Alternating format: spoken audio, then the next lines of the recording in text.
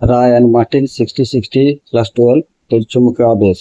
Question number 14, একটি কুণ্ডলীর সঙ্গে t সময়ে জড়িত চুম্বক ফ্লাক্স phi = 3t² + 4t + 9।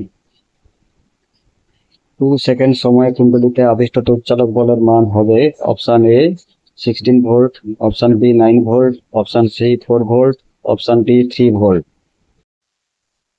এক্ষেত্রে দেওয়া আছে চুম্বক ফ্লাক্স phi = 3t² + 4t + 9।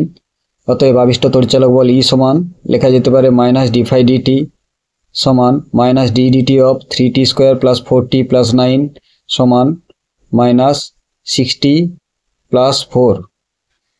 অতএব t = 2 সেকেন্ড সময়ে আবিষ্ট তড়িৎচালক বল E সমান টির পরিবর্তে 2 বসিয়ে পাই -6 × 2 + 4 ভোল্ট সমান E = -16 ভোল্ট। সুতরাং সঠিক উত্তরটি হবে আবিষ্ট তড়িৎচালক বলের মান 16 ভোল্ট, অপশান এ।